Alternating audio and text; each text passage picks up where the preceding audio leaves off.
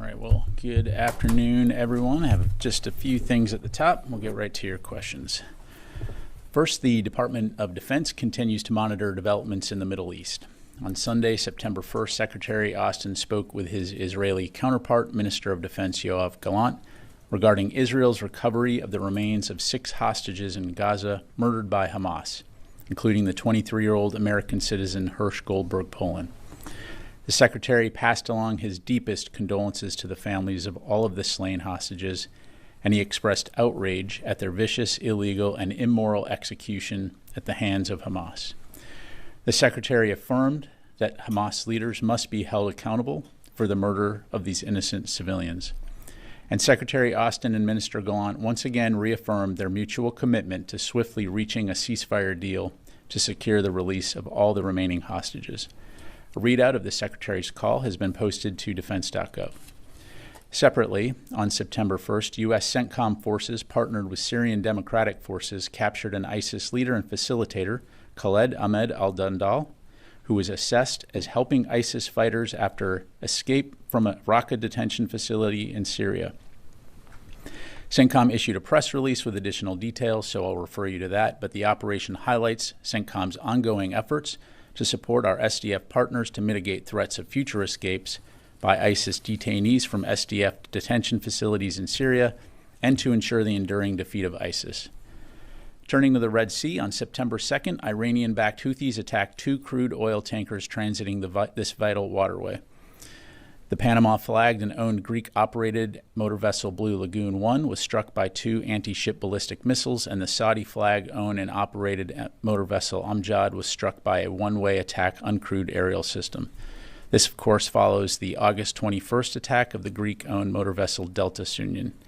These reckless attacks of terrorism by the Houthis continued to destabilize regional and global commerce while threatening the lives of innocent civilian mariners as well as maritime ecosystems. Currently, private companies are examining salvage options in the southern Red Sea for the disabled motor vessel Delta Sunyan, which is still on fire and threatens the possibility of a major environmental disaster. The U.S. will continue to work with international partners and allies to protect maritime commerce and mitigate potential impacts to the environment despite the irresponsible and careless actions of the Iranian-backed Houthis. And finally, looking ahead, Secretary Austin and Chairman of the Joint Chiefs of Staff General Brown will travel to Ramstein Air Base in Germany on Thursday to host an in-person meeting of the Ukraine Defense Contact Group on September 6th.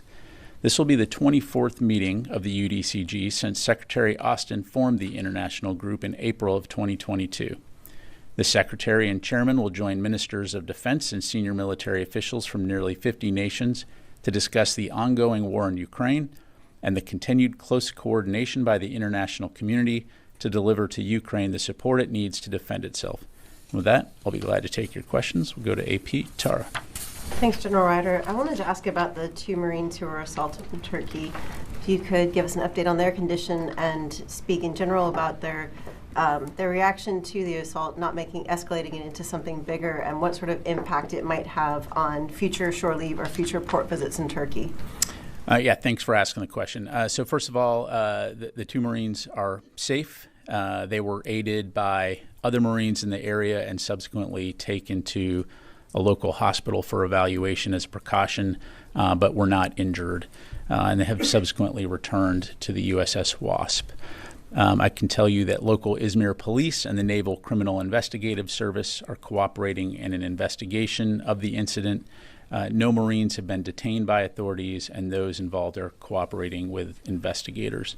In terms of the reaction of the Marines, certainly very proud of the professionalism of our service members, and most importantly, that they're safe. This is clearly a troubling incident. We are grateful for the support of the Turkish authorities who are looking into this, and I'll leave it there.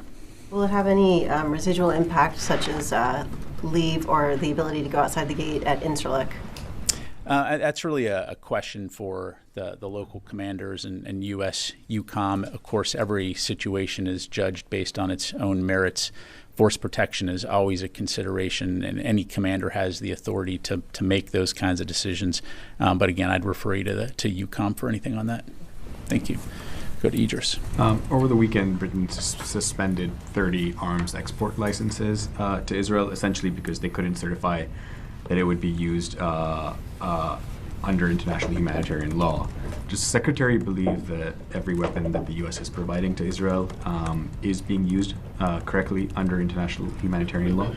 Yeah, thanks, Idris. As you know, our State Department has processes to look into those kinds of questions, the same as we do for any security assistance that we provide to other nations around the world. Those processes are ongoing.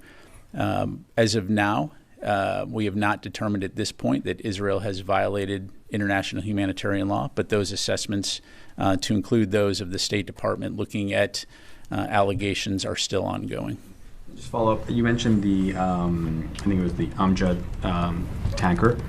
The shipping company that owns it said it was not targeted in the Red Sea, had not been hit, and was continuing under its own power to its destination.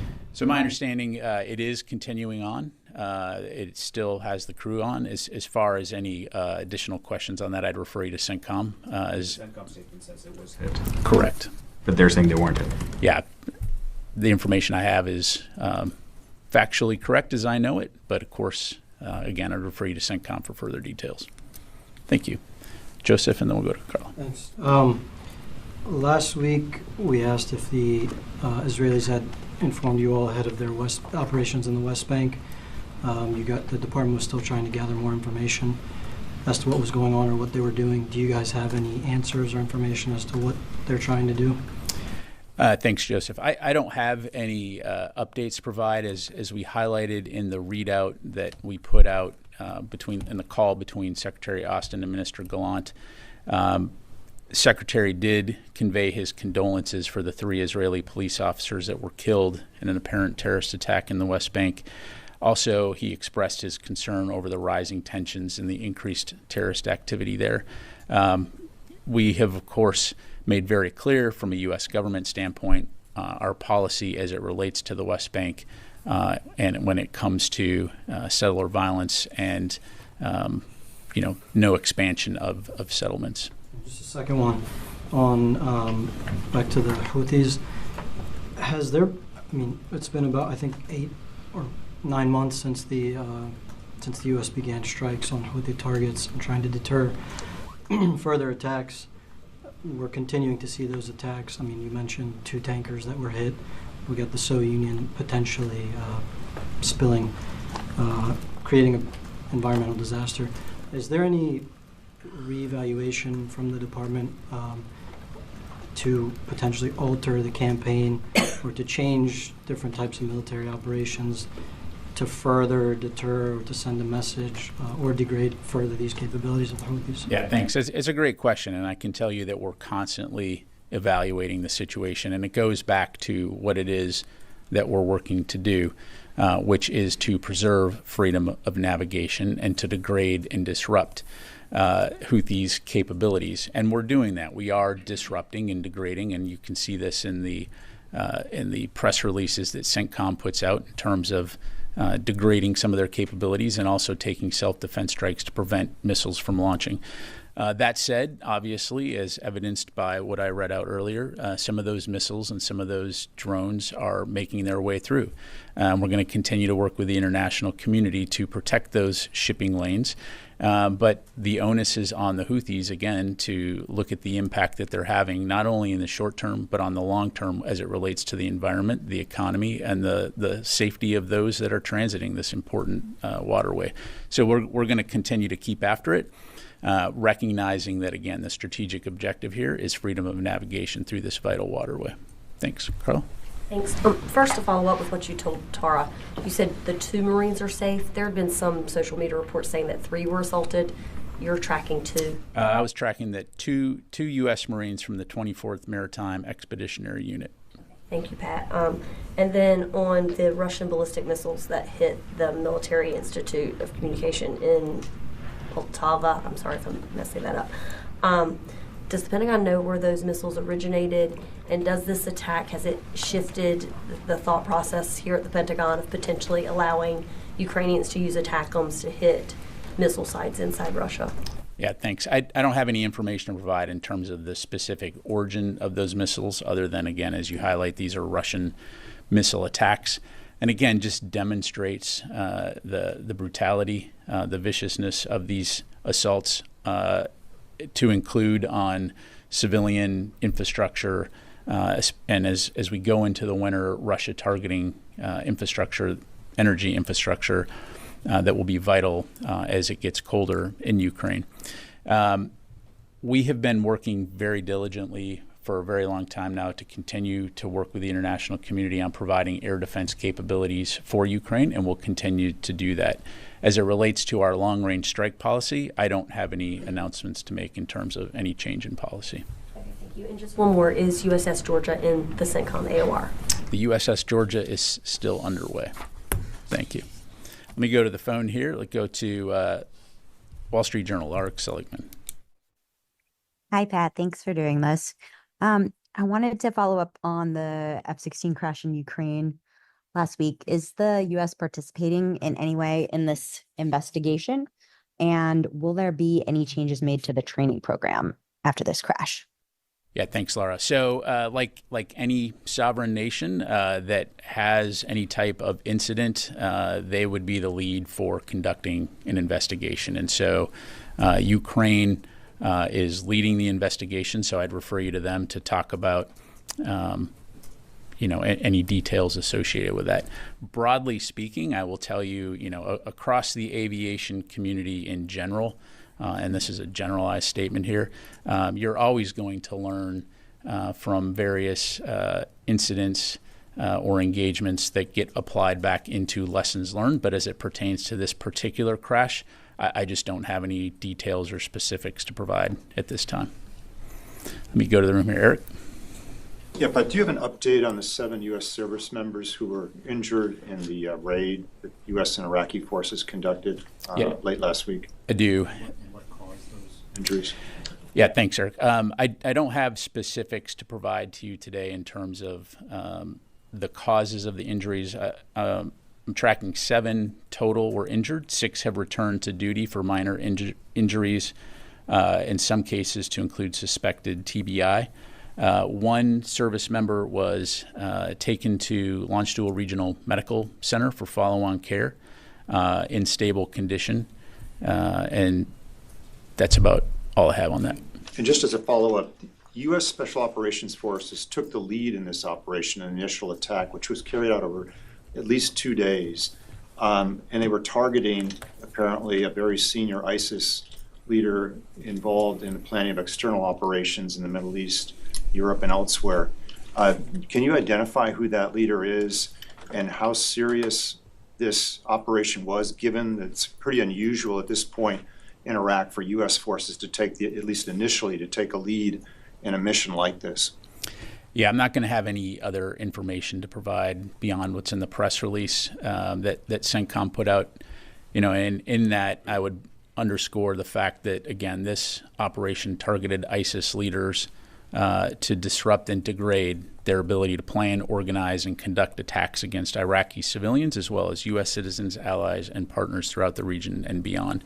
And so, again, we'll continue to work with our partners around the world, to include the Iraqis, when it comes to protecting the homeland and addressing threats like ISIS. Thank you. Charlie. Thank you, General. The Ukrainian defense minister was here last week. He said that he set forth specific targets that could be hit within Russia. Zelensky once again today pleaded for those longer range weapons and for the permission to use them. Is that under discussion, and when might we hear anything more about it?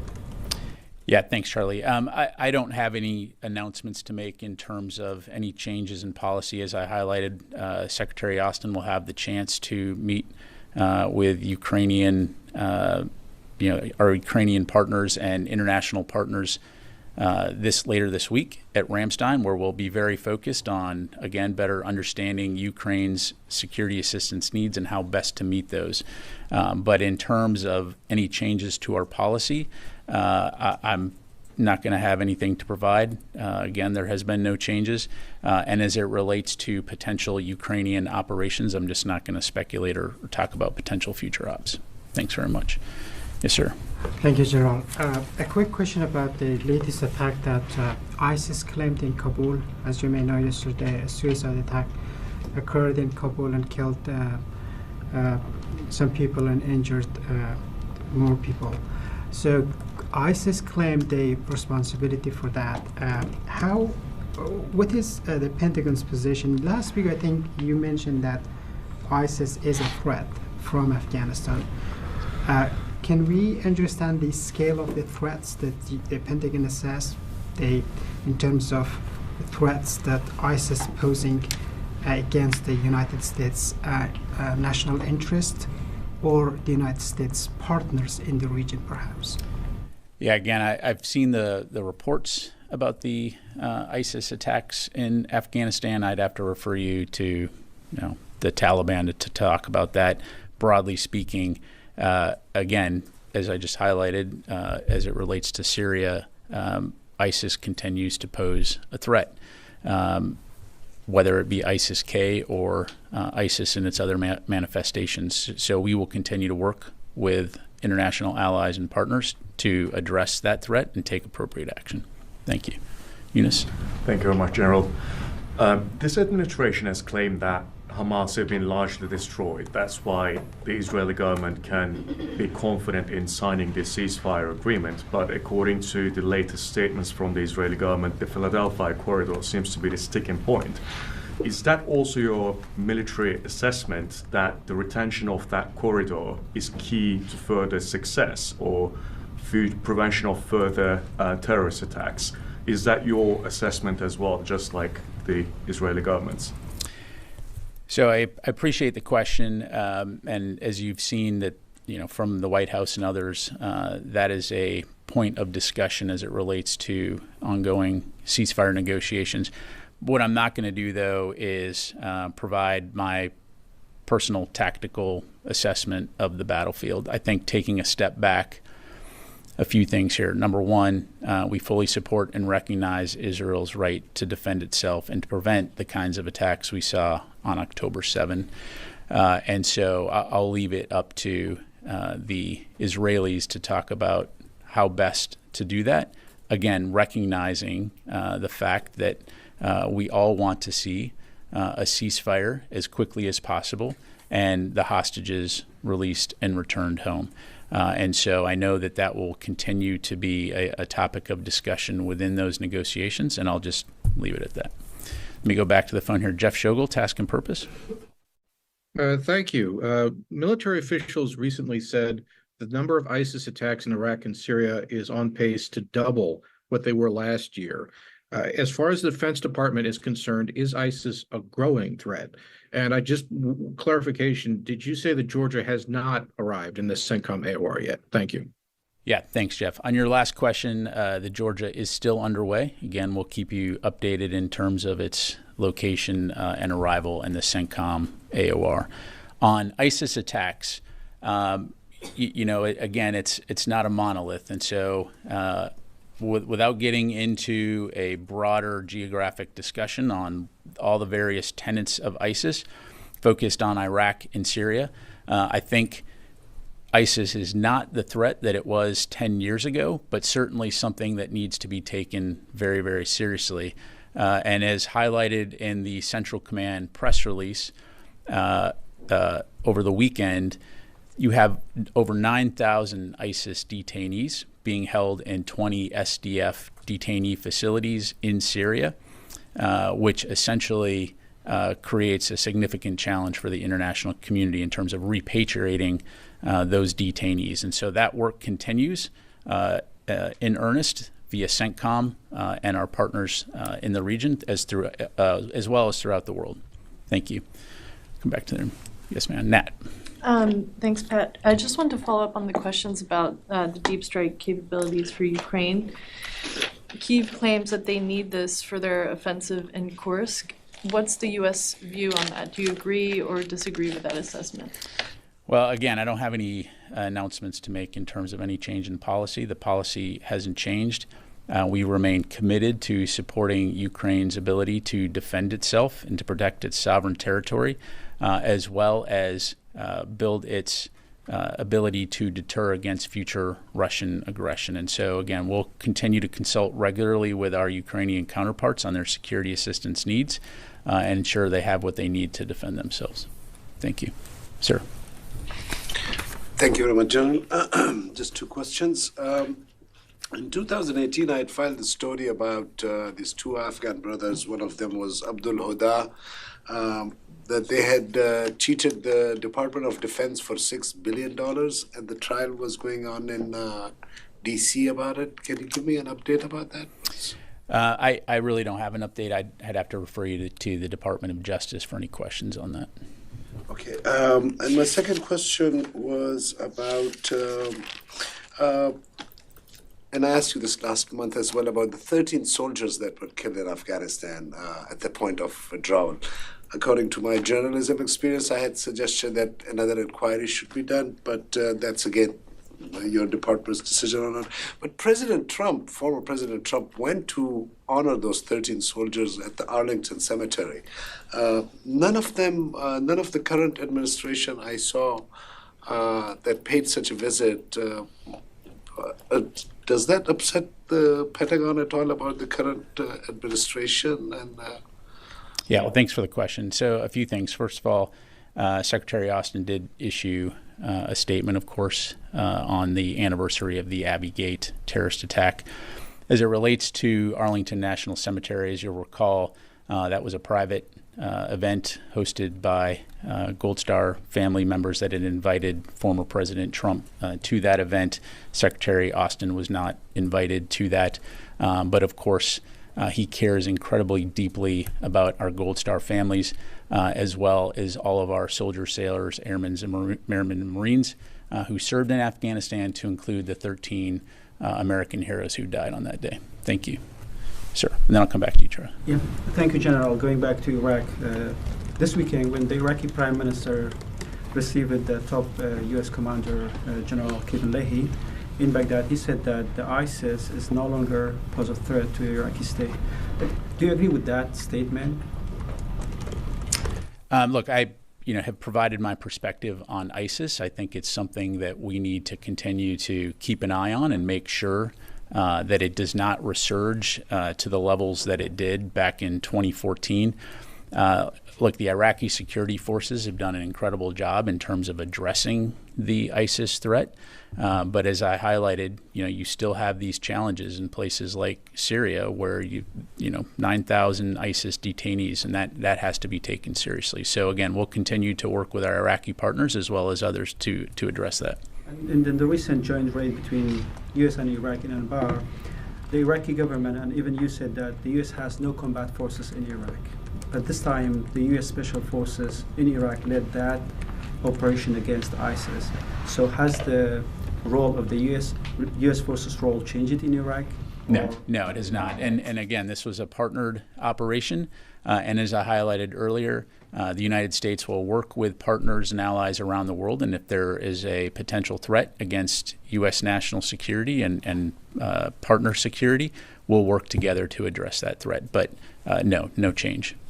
I'm sorry, Charlie, let me go to Brad, and then I'll come back to you. Thank you. Just to follow up on Ukraine, can you confirm if the U.S. is preparing to send long-range cruise missiles to Ukraine? There's been some reports about JASSMs, if I'm pronouncing that correctly. The last question, yes, JASSMs. Yeah, you're pronouncing it correctly. I don't have any. I saw those press reports. I don't have anything, Brad, to provide on that. Again, no announcements to make. Sure. Yes, thanks again. We haven't discussed Iran and Israel or retaliation in a couple of weeks, yet 2 carrier strike groups remain. Has there been any change about the perceived threat level there? Well, what I would tell you, Charlie, is, again, Iran has indicated that it intends to retaliate, so we will continue to take that threat seriously, and I'll just leave it there. Have you seen any changes at all that would have changed in the past 10 days or so? Right. I think that we need to continue to take that threat seriously and be prepared. Again, I'm not going to speculate or get into potential or hypotheticals rather in terms of when and if they may attack, other than the fact that they've said publicly that they intend to retaliate. And so we will continue to take that seriously. Matt. Thanks, Pat. There are reports that that Russian strike might have come from Crimea. So just to be clear, there are no policy restrictions that would stop Ukraine from striking Russian launch sites on Crimea because the department recognizes that as Ukrainian territory. Is that correct? That's correct. Okay, thank you. Let me go to the phone. Heather from USNI. Thanks. I was just wondering if there's any policy guidance on which ships that CENTCOM might mention get hit by the Houthis. They released something this past day, last night, about 2 ships that got hit by the Houthis, but haven't mentioned other ships in the past. So I was just wondering if you can explain why these 2 ships were mentioned. Yeah, thanks, Heather. I'd refer you to CENTCOM for specifics. I think, again, highlighting this at the top of the briefing, again, just demonstrating the threat that the Houthis continue to pose, not only from a mariner safety standpoint, but also from an environmental and economic standpoint in the Red Sea. Thank you. Joseph. I wanted to ask if there's any updates. There were 2 civilian Iranian mariners that were rescued by the U.S. military last week. Where are they? What's their status? I'd have to refer you to CENTCOM for any questions on that. Okay. Thanks very much, everybody. Appreciate it.